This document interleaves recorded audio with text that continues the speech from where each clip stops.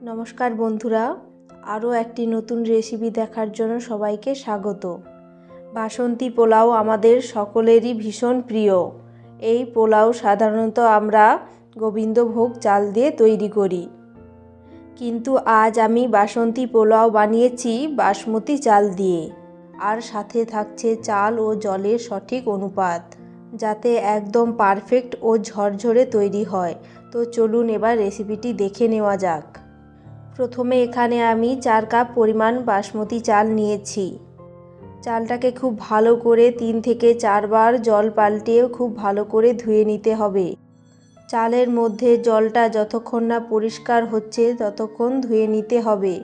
এরপর চালটাকে জল দিয়ে 30 মিনিটের মতো ভিজিয়ে রাখতে হবে। 30 মিনিট পর আমি চালটাকে ছাঁকনির মধ্যে রেখে জল ঝরিয়ে নিয়েছি।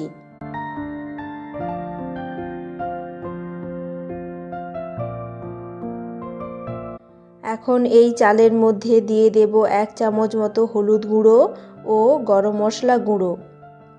এরপর এর মধ্যে দিয়ে দেব 1 চামচ আদা বাটা ও 2 চামচ ঘি।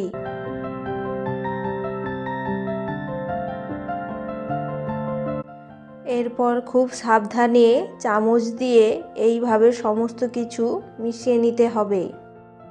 চাল ভেজানোর পর চাল অনেক নরম থাকে, তাই খুব সাবধানে নাড়াচাড়া করতে হবে, তা না হলে চাল ভেঙে যেতে পারে।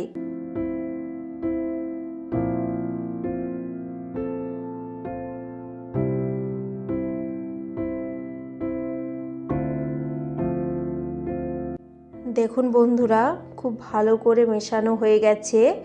এরপর এটাকে 10 মিনিটের মতো এভাবেই রেখে দেব। এবার পোলাওটা তৈরি করে নেব।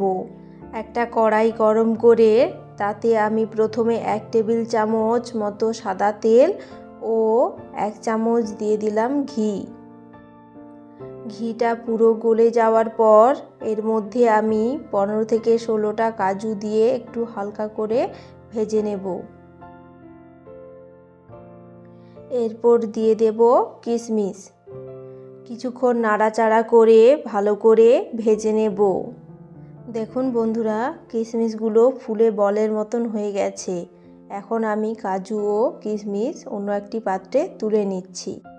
কাজু ও কিশমিশ তুলে নেওয়ার পর যেটুকু তেল কড়াইতে রয়েছে এর মধ্যেই আমি ফোড়নের জন্য দিয়ে দিচ্ছি একটি তেজপাতা ও গোটা গরম মশলা।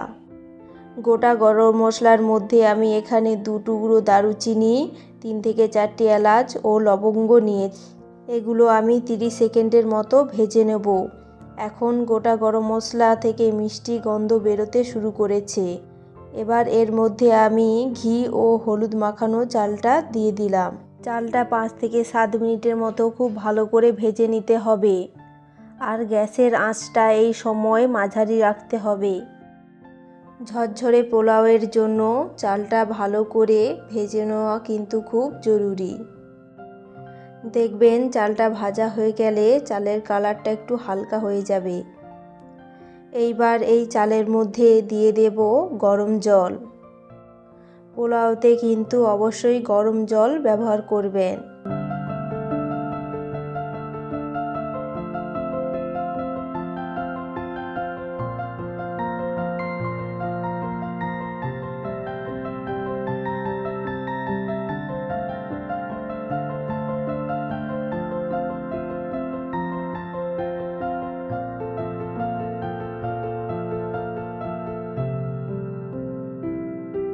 গরম জল দেওয়ার পরে ভালো করে মিশিয়ে নেব। এবার আমি এর মধ্যে দিয়ে দিচ্ছি স্বাদমতো লবণ ও চিনি। এখানে আমি ছোটো বাটির 1 বাটি চিনি দিয়েছি। আপনারা যেমন মিষ্টি পছন্দ করেন তেমনই চিনি দেবেন। আবারও সব কিছু ভালো করে মিশিয়ে নেব।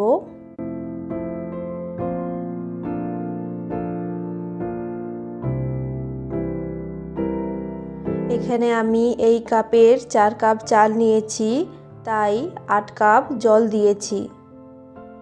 এরপর ঢাকা দিয়ে 10 থেকে 12 মিনিটের মতো রান্না করে নেব। 10 মিনিট হয়ে গেছে। এবার কড়াইয়ের ঢাকনাটা খুলে নেব। দেখুন জলটা শুকিয়ে পোলাওটা মোটামুটি ঝরঝরে হয়ে এসেছে। এবার খুব সাবধানে হালকা হাতে একটু নাড়াচাড়া করে নেব।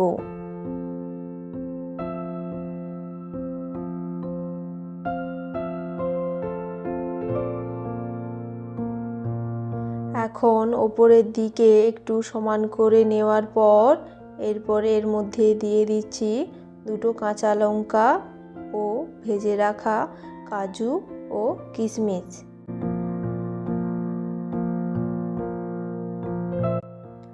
আবারও কড়াটা ঢাকা দিয়ে দিচ্ছি। এবার এটাকে আমি 5 থেকে 6 মিনিট রান্না করে নেব। পুরো রান্নাটা কিন্তু একদম লো আঁচে করতে হবে, নইলে পোলাওটা ঠিকঠাক হবে না। ঢাকনাটা খুলে নেওয়ার পরে দেখুন বন্ধুরা, জলটা মোটামুটি সব শুকিয়ে গেছে। এখন দেখুন পোলাওটা কিন্তু খুব সুন্দর ঝরঝরে হয়ে গেছে। আমাদের পোলাও একদম তৈরি পরিবেশন করার জন্য। এইভাবে আপনারা বাড়িতে চেষ্টা করুন, পোলাও কিন্তু একদম ঝরঝরে হবে। রেসিপিটি যদি ভালো লাগে তাহলে লাইক কমেন্ট করতে ভুলবেন না। আর আপনি যদি আমার নতুন বন্ধু হয়ে থাকেন তাহলে সাবস্ক্রাইব করে পাশে থাকার অনুরোধ রইল। ধন্যবাদ।